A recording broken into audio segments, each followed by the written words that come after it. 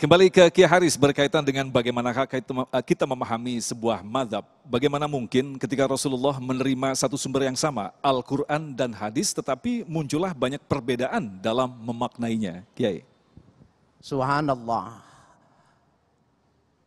Kita kalau lihat 6 mazhab, ya, mulai dari Sufyan Ats-Tsauri, Daud Az-Zahiri, dan yang 4 yang mazhab yang masyhur, Imam Abu Hanifah, Imam Malik, Imam Syafi'i, Imam Ahmad Ibnu Hambal. Kenapa mereka beda pendapat dengan satu masalah? Ayatnya sama, hadisnya sama, tetapi di dalam mengistimbat, di dalam mengistidlalnya kok beda.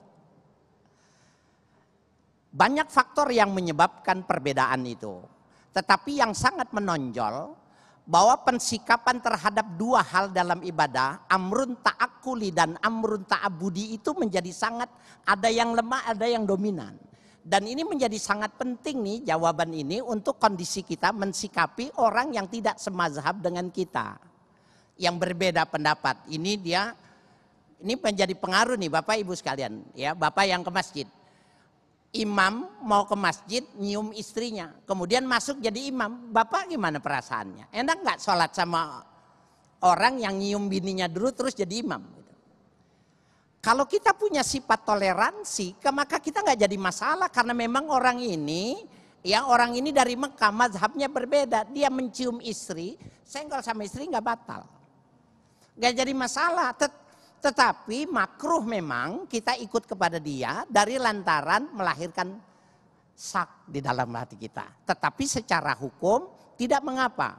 Sehingga kita lihat Al-Imam Abdul Wahhab Asy'arani dalam Mizanul Kubra, sebuah fikih perbandingan mazhab, mengatakan kullu a'immatil mujtahidin hum yanzuruna bi'aini syari'atil mutahharah. Seluruh imam-imam mujtahid itu Allah berikan kemampuan pandangannya untuk melihat syariat yang disucikan oleh Allah. Jadi kita boleh pilih mazhab yang mana saja, boleh pegang. Yang nggak boleh itu talfik. Nikah ikut Daud Az-Zahiri supaya boleh nikah 9. Halo? Pengen ngikut nikah banyak ikut Daud Az-Zahiri. Giliran berwudu ikutnya Syafi'i, ya, ikut Imam Ambal supaya tidak batal umpamanya. Nah, yang semacam ini talfik tidak boleh. Nah, terjadinya perbedaan pendapat itu berlahir dari sebuah ketentuan Tuhan yang sudah melihat peradaban itu menjadi sangat mempengaruhi kehidupan, sehingga orang-orang yang dikirim para mujtahid pada masanya itu adalah rahmatan lil alamin. Jadi ikhtilaful ummah adalah rahmatun, perbedaan di kalangan para a'imah mujtahidin menjadi kasih sayang.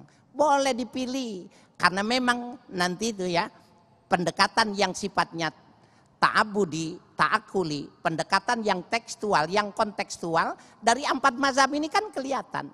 Kita mau bilang kepada mereka yang tekstualis, jangan menganggap kami ini adalah orang pelaku-pelaku bid'ah dari lantaran pendekatannya tidak sama. Karena kami tidak mengatakan Anda yang tidak sejalan dengan kami, kita tidak mengatakan ente itu tekstualis, tidak kontekstualis. Kita juga tidak menilainya semacam itu. Jadi wajar-wajar saja perbedaan pendapat itu sebuah keniscayaan. Jadi kalau seragam semua Allah mampu menciptakan, tetapi tidak ada seleksi, tidak ada penilaian atas bawah, tidak ada penilaian hebat dan tidak hebat kalau tidak ada perbedaan.